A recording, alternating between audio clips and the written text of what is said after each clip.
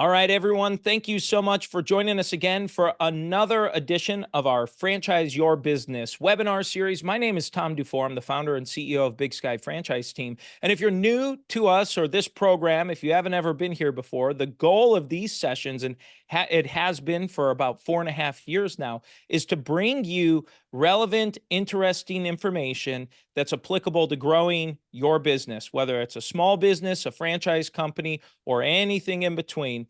That's the whole focus of these shows. As a quick housekeeping item, as a reminder, we will republish this on our YouTube channel. So check us out at Big Sky Franchise Team on YouTube. And then also on our second podcast that we have called Franchise Your Business, available at any of your favorite podcast services, from Apple's podcast to Spotify and a whole bunch of others out there. So please make sure you subscribe to us there. And with that, I will go ahead and introduce our guest today, Jaci Lund. And Jaci, she's got a great bio here, so I'm going to go ahead and read through this. She's with Treebird Branding, and she is Jaci's quick wit, attentive listening, and innate intelligence are evident from the first meeting and resonate through her branding, graphic identity, social media, marketing solutions, which, by the way, is part of the reason I wanted to have her on here. She was an introduction through a mutual friend. She blends strategy, sophistication, daring, and restraint to craft original branding for new concepts and refresh established brands with timeless classic designs.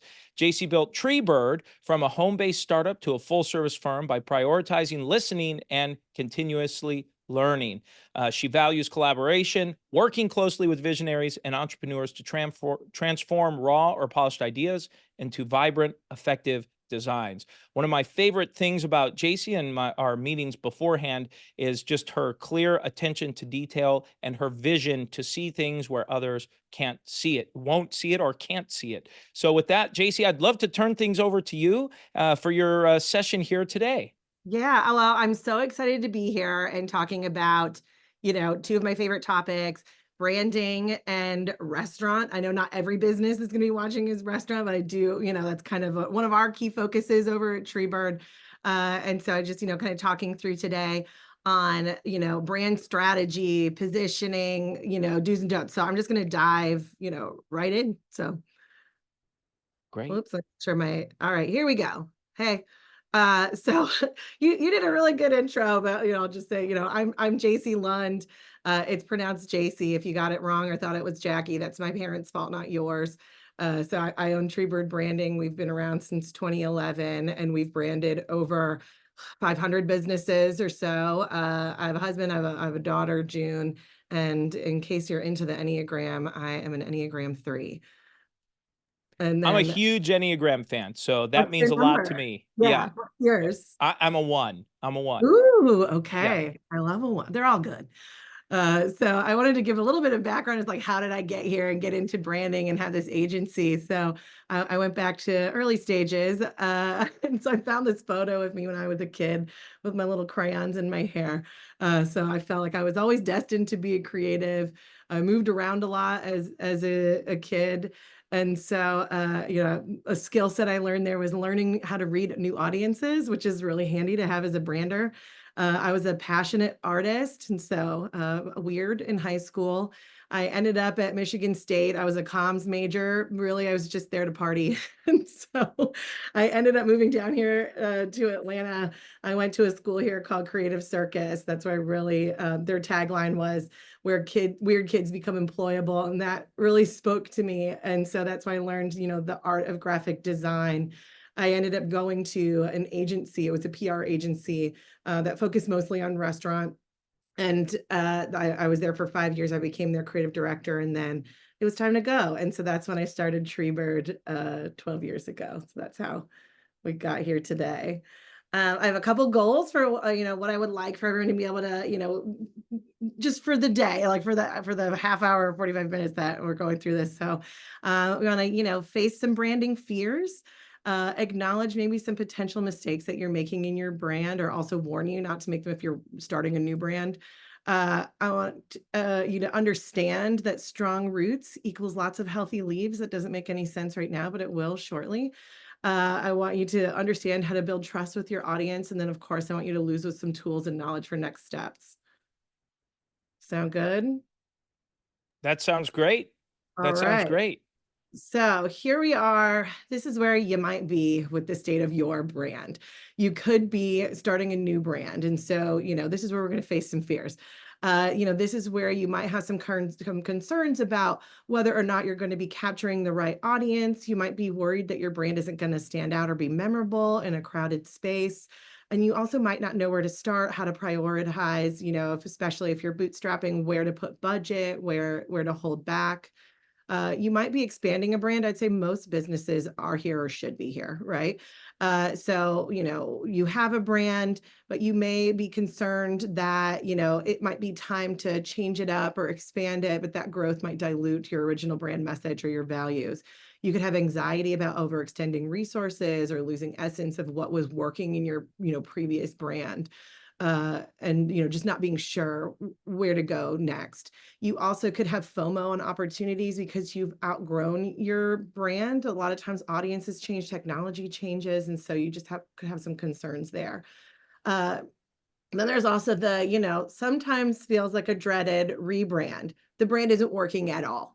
Sometimes it's that like a name change and we're completely gutting it, or it's, we're doing a rebrand, we're still preserving elements. But there's a lot of fear around a rebrand. You don't want to alienate your loyal customers. You might have some doubt over the new brand and how it's going to resonate. And then also, there's a huge cost that goes along with a full rebrand. It's easy to do a rebrand if you don't have a lot of buildings. But if you're a franchise and you've spent a lot of money on signs, that's when the rebrand can get kind of stressful. And then, of course, the final stop is you might really not be sure about branding at all. You may have a logo, but you're not seeing the system that is a part of. So you could be overwhelmed with options. You might be lacking some direction. You're also probably operating your businesses and you're busy in the day to day and you're not really spending a lot of time on pesky branding. And that, you could have some concerns about your becoming irrelevant and lacking, you know, innovation as far as your brand goes. So that's where I imagine folks are. Like I said, a lot of times people are kind of in this zone here. Hey, So this is, oh, go JC, ahead. real quick, are you sharing your screen? I'm not seeing that come across on my Oh end. no, I thought I was sharing my screen. I'm just talking. Hold on one second. Here we go. All right, can we see it Ah, now? there it is. Yeah, Oh there we man, you're missing go. all this cool stuff. All Yep. right. Hold on, let me try this one more time. Don't you love it? Okay. We can see it now? Yes. Okay, great. Awesome. Well, anyways, here's the state of your brand.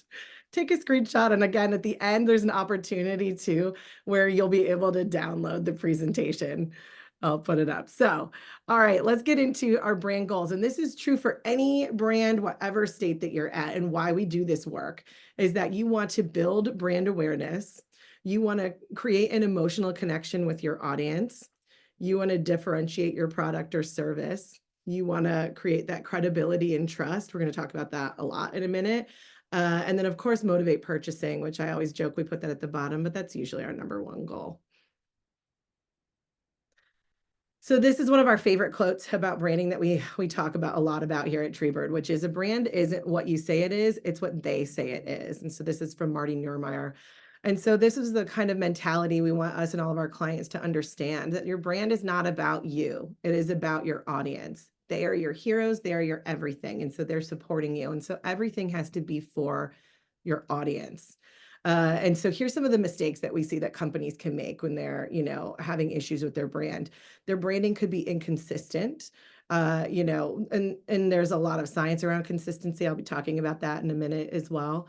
And that things are just not aligned across all of the different platforms. You may be neglecting your brand strategy and just jumping into designer marketing efforts without that kind of clear path. For us, and not understanding your audience, these are kind of tied together. For us, it's really important, of course, that we have like a sales process, but you can't have that without understanding your audience's buying process first. So by having that strategy and understanding that, that's how we're able to craft brands and do marketing strategies that speak directly for them and create that emotional connection, building that credibility and trust. Another issue that we see is ignoring brand evolution. And that's what I was talking about. Brands needing to be, are typically in that expansion phase at all times. If you're not visiting your brand and making these small tweaks along the way as you need to for your audience, that's where you can kind of get into trouble and get in that dreaded, like, full gut rebrand space.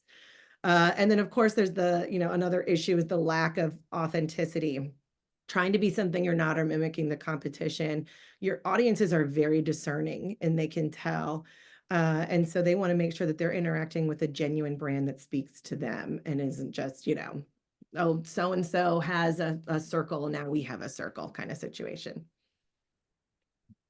So here's where we have your brand as a tree. And so this is how we kind Hey, of, hey, oh, go JC, ahead. just real quick, on my screen, I'm still seeing the "How did I get here?"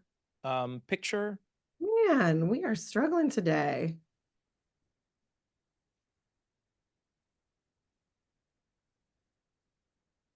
All right, I'm not gonna do full screen mode. I think that's where we're having the issue. Yeah, that's what I was thinking too. Yeah. Okay.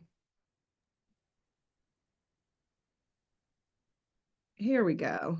All right. Here's brand goals, our mistakes. Now we're There into we your go. Yep, piece. this is great. Okay. Good. So sorry about that. Don't you love when technology gives you trouble? All right. So here's your brand as a tree. And so I'm going to zoom in a little bit so that you can see. So this is our visual to help explain roots and leaves. So at the base of every brand's tree is your positioning statement. This is how we talk about ourselves. And when we do positioning, and we'll also value prop, I'll show you some tools for that in a little bit. What we're describing here is your category of one, which is what can you claim that no one else can claim, your brand promise, your unique methods, your distinctive values. This is all what needs to be written in your voice. There's a lot of tone that is set here at the root of your tree. Next is your trunk. So that's your identity. This is what we project out into the world about your brand. So this is your logo, your visuals, your website, branded materials, collateral, sales kits, all of that. Then we have our branches. So this is interaction. This is what your audience communicates back to you. So this is interactions with staff. This is inquiries, in-person meetings, online sales. This is where you're still present, existing as part of your brand. So here's where things get wild, our leaves. We have no control over leaves. I mean, we do when we have a strong foundation, but we have little control over our leaves. This is conversation. This is what audiences are saying to each other about you. So this is where people are discussing in online forums. They're leaving reviews. This is the press. This is social media. This is recommendations. This is when people are talking about your brand, giving recommendations. And so the way we see it is we want to have really, really strong foundation to give you the most control over those leaves. So we're going to look at, all right, what would a brand with weak roots look like and some of the issues that you may have. So with weak roots, you don't know how to say who you are, what you do. You don't necessarily understand your audience. You've got a lot of ideas, but little distillation. Your trunk is going to be inconsistent. You're not going to have consistent designer messaging. Your language might be fuzzy and you could be undifferentiated in your market. Your audience is going to have in your branches, they're going to remain unclear about your brand and your deliverables. And they're going to receive inconsistent messaging, which is going to affect that credibility and trust from staff members. I don't know if you've ever been in a meeting and you are in a situation where you overhear a staff member speaking about the brand and you're like, what? Where did they even get that? It's because they didn't have that strong root in the brand. And so then you're going to have a frustrating time trying to, align on those things. And you're going to be allocating resources improperly. And then finally, in the leaves, your audience, they don't know who you are. They don't have a reason to trust you. They're probably sharing erroneous information with others. They're going to be second guessing your quality. They could be criticizing friends or family when they choose your brand because it's so confusing. So then let's look at, here's some strong, healthy roots and what that looks like. So in your roots for when you have your strong positioning. This is where you understand your mission, your path, your SWOT, and how to, set the path accordingly. You're going to be able to articulate your idea. Uh, you're going to have a very consistent look and feel. You're going to be differentiated in the market, and you're going to have a well articulated mission. In the branches, your audience is going to ask the right questions. They're going to interact discerningly, and they're also going to be able to select in and out. I don't know if anyone's ever, put up a lead gen on a website and you're getting all of the wrong folks that there aren't quite meeting the requirements of your business. We want to have that strength here. Your staff understands and communicates your brand guidelines. They provide consistent messaging, and you have, productive inquiries or productive interactions with inquiries. And then finally, your audience, when they're talking about you, they know who you are, they trust you, they share accurate information. They trust friends and family when they choose you, and they refer you in person and online. So that's why we want to have lots of happy, healthy leaves here. All right, so how do we do this? This is how we structure a positioning statement. And feel free to take a screenshot here, or again, you can download this in the end. So this is where you're defining what is your category of one. What can you claim that no one else can claim? This is always the X that Y's. And so this needs to be written in your voice. All of this needs to be, if that's something that you struggle with, professionals can help. So this is where you're describing your unique methods, what makes you different from the competition, your distinctive values, what's important to you, and then ultimately, what's your brand promise? What do you guarantee your audience will receive? This is, typically becomes your content on your website. You can use this, break it apart, use it for social media. Once you have a positioning statement and a value prop, also, like, we're big fans of using AI tools and using it the right way. Have a human do your positioning statement and value prop, plug that in, train your chat GPT on it, and they understand your voice and they can spit things out for you. That's a lot more accurate than trying to have AI tell you what your category of one is. So it's a great tool for that. Here's the value proposition. I'm not going to read this whole thing, but I just want to give you the basic structure of it. So the value proposition, like, this is almost like this is your homepage copy, right?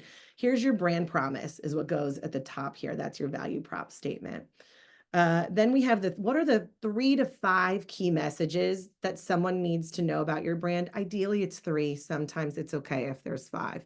So what are the 3 key messages someone needs to understand? Is it quality? Is it, family friendly, and we give back?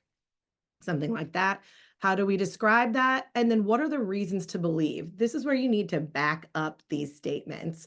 So this is where we use data. Is it, 10% of all sales went to charity and equaling X amount of dollars? Is it that, we prioritize staff training and X amount of hours were committed to our staff this year? So this is where we want those data points to back up your key messages. So let's get into building trust now that we have a strong foundation. So we could not find the exact quote. My husband and I were racking our brains. This is something we talk about all the time. I think he said something like this in Kitchen Confidential, Anthony Bourdain, so not in quotes. It's, if the floors are dirty, don't order the shrimp. Meaning, like, if they're not bothering to clean the floor, they're not deveining their shrimp. And so this is something that we talk about whenever we're making decisions, like where we're going to eat, or we're like, we don't trust them. And so it's about building trust. So I don't know who's watching, if anyone's from the Myrtle Beach area. This is where I pulled these from. This is, these are brands that I would have a hard time going into. Is it maybe, is it not going to be a friendly and professional experience? Are the floors going to be dirty? Is the chicken going to be rubbery?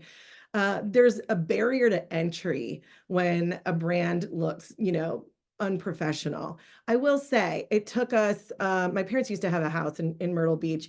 It took 20 years for us to finally go to Bimini's. It's actually very good, but it took us that long to get that recommendation to go. And it was right by their house. We would have gone all the time. Think about all the money that they lost because we, had this kind of barrier to entry. And so I wanted to kind of take a moment then to talk about, like, when we're looking at rebrands or brand expansions being scary, we don't want to be here. We don't want to have that barrier to entry. And these are just some really successful ones, of course, that a lot of you might be familiar with and some might not be, that we really enjoy. I don't know if you know this, Tom, but did you know that Zaxby's was originally called Zax? I did not. Now you do. So here's kind of the life of the Zaxby's brand, and that, you'll see that they really simplified things. There's not a big change here. They just fixed their font, and they've been able to keep this one since 2017. So that to me is a really strong rebrand. Did you know that Airbnb was originally Air Bed and Breakfast? That one I did know a little bit about, that they had a blow up mattress as kind of their backstory. There's kind of a cute storyline behind why they did it, but Yeah. only because of the story that goes along with it. That's the only reason I remember. Yeah, and it's interesting too because I remember this brand. I do not remember this one. They clearly hated it. They didn't stay on this one for very long, but boy, is that such a fantastic brand that they ended up with. Hmm. And how this represents like their core values of connection as well. It's like the spot on a map. It's so many great things. It's an A. We love it. And they've kept this for 10 years, which is fantastic considering they did not stick with brands because they were having issues. They finally figured it out, so go Airbnb. Of course, we have Chick-fil-A, beloved brand. I didn't know this was their original chicken. We're all familiar with the C. And of course, they've been around for a while. I actually did some work with Chick-fil-A for a while. And one of my favorite things I noticed, there's not been a big difference. Can you see the difference between the 98 versus the 12? It's very simple. Outside of just the color is a little different. One's a little more orange to me, and the Yep. other's a little more red. But Yeah, this has outs got a little and bit more of a purple in it, which it's very subtle, but it's red. yeah, The B yeah. is closed. Ah, okay. Very, very simple change, and now when Yep. you're looking, you'll know if it's a new sign or an old sign. It's been a long time since they did this rebrand, so most of them have been fixed by now, but you used to be able to tell which ones had the new logo. This is my favorite rebrand ever. This logo was not going to take down Blockbuster. They rebranded. I don't have the full path, but boy, oh boy, do we love their existing brand. It's so dramatic. It's so beautiful. But I mean, what a difference between where they started and where they are now. So yeah, rebrands aren't bad. And so why do we trust these brands? Consistency. That's what we were alluding to earlier, and why that's so important. So I've been doing a lot of reading and research too about consistency and what that does. And what it does is it triggers memory in the brain. And so 80% of that ability to trigger that memory is color recognition. And so at the end, I actually have some fun color theory that we can go through. So here's one of the brands that we did actually. This is Pancake Social. They're based here in Atlanta. They've got 2 locations. And so I just wanted to show an example of like that consistency across the board. It's not so consistent that it's the same. You'll see that there's different versions that we use of the logo. There's different elements. There's different amounts. So we developed this kind of motif pattern. They had like a folk Swedish inspiration that we were able to pull from. And so you'll see it's used. Whoops. It's used throughout the brand, but sometimes sparingly and sometimes full force. This is their floor. This represents one of our favorite times a client really trusted us, is that we developed this tile pattern for them. It turned out to be insanely expensive to get it done.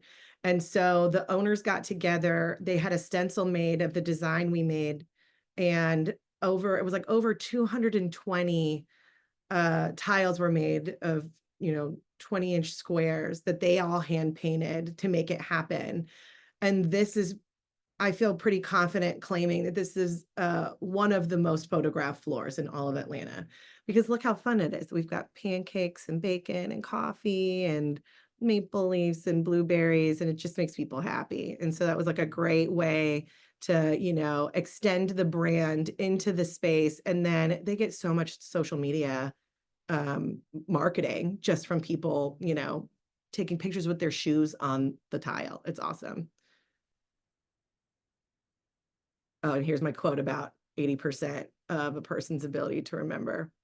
So here's, a checklist I wanted to put together of the items to kind of go through and in this order for that brand consistency.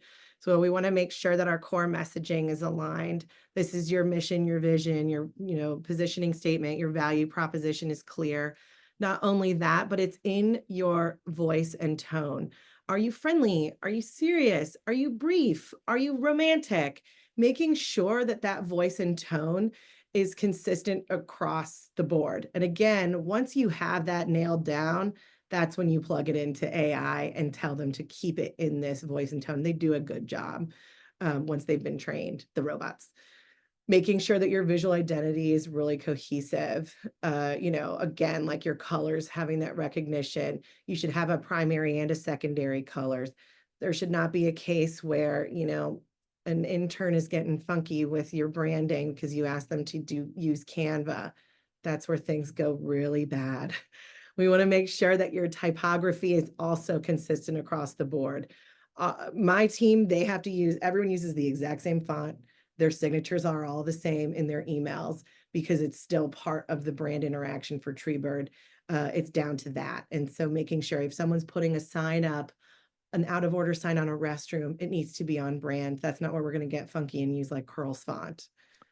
Hey, Jaci, I'd love to put a request in and put you on the spot to see if you can. Is there a download that maybe this checklist could be available that's on your website or somewhere we could direct people to? Yeah. Because this is a great slide, or even if you add it, that would then you'll someone downloads it, you'll can maybe get their email and add them to your newsletter or reach out to them. But this is a really great slide. Oh, for sure. That's it's in the deck. You'll be able to there's a link at the end. There's a QR code. It's on our Oh, website. perfect. Yeah, Okay, great. absolutely. Yeah. Also making sure that your imagery and photography is consistent, especially like on your website versus social media. We want to make sure that your content is consistent. Talking about social media as well, that's where things kind of start to get haywire. That's where we want to make sure that we have that consistency there. Websites also can get a little haywire. That's where, the brand could be really tight everywhere and you look at your website and it's a mess. A lot of times it's just a reskinning that needs to happen. It doesn't mean that you need to do a full, many thousands of dollars rebuild. Also double checking your email and newsletter templates and your brand guidelines. Those should be revisited. I think it's a lot to ask quarterly, but at least once a year, pull out your brand guidelines and make sure that those are consistent and if they need a refresh or not. So while you're, thinking of all of these things for your consistency, I wanted to give a couple of warnings. And so one is beware of trends. I don't know if you remember when this font was everywhere, like every brand had it. It was on every social media post, every notebook had this font. Now it just looks super dated. It looks like, a home-based brand, if anything. And so I would say if you find yourself wanting to brand in a trendy style, you're going to look really dated in a couple of years. So if you're branding for your audience and you're using that level of sophistication, you shouldn't need to do a full rebrand. None of our clients in 12 years have ever had to do a full rebrand. They've expanded, if the business is still around. But a lot of brands have expanded, but they've not had to do a full rebrand because it was so carefully made for their audience. So I would just say careful about that. I would also say templates beware. Canva can be a fantastic tool, but and I think this is very cute looking. Anyone can have this though. Anyone can have this, which is an issue, especially when, I don't know if you're familiar, Tom, with the Meta ad auction. Does that sound familiar? Yes. Yeah, Yes. how they auction your paid ads. And what Yes. Meta does is they prioritize original content. And so if you're using a real popular Canva template, they're not going to be prioritizing your ad. Uh, and so I think they imagine too, if you're not spending money on your branding and your marketing, you're not necessarily going to be spending a ton of money on your meta ads. And so they want to make sure that they're promoting companies that are going to be spending more and seeing more of a return. And so that would just be my beware of Canva templates, especially using anything that's really popular and mess up your ad revenue. So here I put together a branding oath for us to all abide by. And so, you know, you're going to understand your audience is your hero and the North Star of your brand. I shall deeply know their thoughts, desires, and buying process to ensure that every brand decision is designed to serve and resonate with their journey. I shall not use a template to create my brand. For every brand is unique, as the soul behind it, and no template shall cage its individuality. Number three is I shall understand that the brand is a living and breathing entity and requires multiple versions of the logo to thrive in different environment, be it horizontal or vertical or simplified or detailed. The brand shall remain its truest self at all times. I shall always refer to the brand guidelines before I create, especially please make sure that your staff are trained regularly on your brand guidelines. And it doesn't matter if we're creating, like I said, an out of order sign, or if we're doing your entire presentation deck or a proposal or anything, we must refer to the brand guidelines. The guidelines are my roadmap, my North Star, and without them, I am adrift in a sea of inconsistency. Number five is I shall recognize that brand consistency builds trust. I will not undermine the work done to establish the brand's image, form, and consistency lies credibility, and in credibility lies success. Sound good? Sound easy enough? Love it. Yeah, you feeling empowered? Yes. So also, I feel like we've got some extra time. I wanted to provide some fun color theory. Are you good with that? Love it. Yeah. I love the use of colors. I'm not great at understanding it, but I enjoy it. You know, it's like Yeah. I don't have that mind for it, but I really enjoy this stuff. Well, and everything we do too, like we love color theory because it's a way that we can use to manipulate people in a good way, right?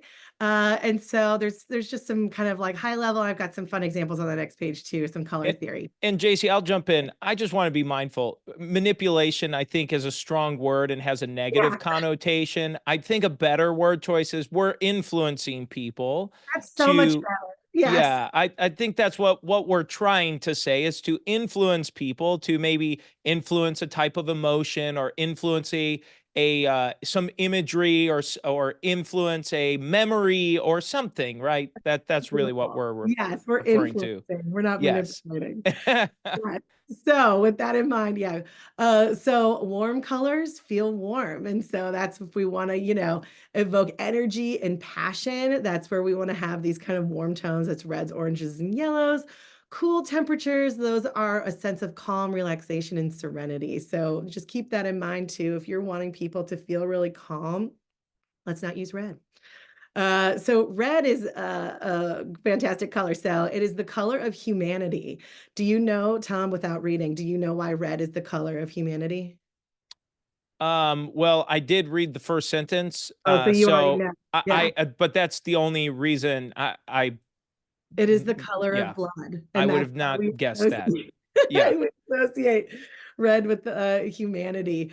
It's, of course, love and danger. It can evoke strong emotions, and so why it's often used really strategically in brands. There was a time period in the 2000s where everyone wanted red. It was a very popular color, and now, I think it's used a little bit more, thoughtfully because it was not being used appropriately, I think. It's a very powerful color. So blue is the most popular favorite color. Of course, it's associated with trust, stability, and professionalism. Say if you are in an interview or on a webinar and you want to be seen as trustworthy, you should wear blue. And so, it's a fantastic color for professional brands. You'll see that's why a lot of banks use it. Yellow is linked, of course, to happiness and optimism because of sunlight. However, too much yellow can cause anxiety. So if you're ever in a situation or your family is in a situation where perhaps maybe they're in the hospital and they're needing painkillers, Make sure there's no yellow around. It's too energetic, so it can lessen the effects of pain medications. So there was a time period my husband was actually in the hospital. They put a yellow blanket on his bed, and I hit it and got in a little bit of a fight with the nurse because they Hmm. wanted the yellow blanket out. Yeah, but I was like, I don't want him to have too much energy. Green, of course, is the color of nature and money. It's a fantastic color that evokes growth, balance, renewal, financial prosperity. You'll see that's another great, color that see in banks. Green changes the most. I don't know if you remember also about 15 years ago, this color green was everywhere. I picked this one on purpose, and now it looks so out of date. So I would just say be really careful with your greens. They have they change the most. And the reason is that there's cool greens, there's warm greens, there's yellow greens, there's so many types of greens that trends in greens change significantly. Purple used to be really super rare color. It was really hard to make. And so that's why it's associated with luxury, with royalty and wealth. It's seen as like a premium brand. That's why Truist uses that purple, is that it's seen as like a premium brand, the purple label. It's also the color of nostalgia and magic. Just a little fun extra. So a lot of people, millennials especially, are really gravitate towards gray. So gray is the color of indecision. So I always say be really careful with gray. There's a lot of houses with a lot of white and gray because they're making a decision to not make a decision. And so I would always say be really careful if you're a brand that is relying on this color. You're saying we don't know who we are. So just be really careful with gray. I would make a commitment. Uh, this is a fun one too. Tom, can you tell which of these grays is darker or lighter? Mm, not really. No. That's good. Uh, That's right. They're the it, exact same color. They're the same gray. okay. So it's about simultaneous contrast is that colors can look different depending on the colors around it. So this is why in your colors, you need to have primary and secondary because of the way colors play with each other. They're different on light backgrounds versus dark backgrounds. And so to ensure that you have a brand that works in any environment, you need to have all of those different versions in your brand toolkit for your logo. Another fun kind of color theory is color priming, which is that people, if they've experienced a color prior to experiencing the brand, it can have a positive effect on them ahead of time. And so, if we're talking about a natural brand and we're making a commercial or something before they even see the brand, we're going to put a lot of green into that to start to influence people to have thoughts of nature, health, and eco-friendliness before they even see the brand. And of course, I've talked about this several times about color consistency is crucial for brand recall. This is Coca-Cola's exact red, and that's for a reason they don't deviate from it at all because they want you to know the Coca-Cola red. Brand or color also can affect your perception of time. Warm colors make time feel like it's passing faster, while cool colors can slow down the perception of time. So if you're thinking about if you want people to get in and out of your dining room quickly, I'd have a warmer tone dining room. If you want people to hang out a while and slow down the perception of time, I'd go with some cooler tones. And so you can use that in your interior design to influence people there. And this is just one of my favorite color theory stories is this Baker Miller pink, which was seen to have this really calming effect. And there was a lot of studies done on it. However, the calming effect only lasted about 15 to 30 minutes. Unfortunately, a lot of prisons, I don't remember the exact date, they painted their walls this Baker Miller pink because they wanted to have a calming effect on their inmates. The unfortunate part is that overexposure to this color causes a rebound effect. And so there were prison riots kept breaking out until they figured out that it was the color that was agitating their inmates and causing them to riot. It was the power of pink. So So those are my color theory stories. And so, like I said too, here's links so that you can get the deck. You can scan it because I am in marketing and branding. You will enter your email. I'll send you a note. It's not a ton. We're fun. There's also a free brand audit that you can take. And then, of course, if you want to get a hold of me, you can find me at treebirdbranding.com. Here's my email address is Jaci at Treebird Branding, or you can always find me on LinkedIn. So, Tom, did you have any questions, burning questions that came up while we were going through this? No, I mean, I thought this was great. I mean, you shared some phenomenal insight here on branding, what to think about, and I think especially for someone that's tuning in that maybe is thinking about branding, rebranding, especially a lot of clients and people we talk to, they have an existing brand, but now they're looking at franchising or they are franchising and they say, well, maybe it's time to just tweak this or update it a bit. So I think even just going through some of the progressions that you showed, that it's still the same brand, but those updates really made a big difference. You could see Yeah, that happening. So it's the door opener. that's right. Yep. Yeah. Yep. Well, I think this is great here, JC. So let's make sure we can include. I'll include these links for someone that ends up just watching or listening to this on podcast episode. I'll include these deck to get a copy of the deck that she shared and the brand audit. So if someone ends up just listening in, we'll make sure those links that you've provided there are available for someone to click on and be able to get a copy of that or schedule a free brand audit. So thank you very much, JC. This has been wonderful. My pleasure. Yeah. Well, great. Well, thank you to everyone for tuning in. This has been just another great edition of our Franchise Your Business webinar series. And JC, just so grateful for your time and for you to share your wisdom and expertise with us. Thanks, everyone, for tuning in. Have a great weekend, and we'll see you at the next session. Thanks so much.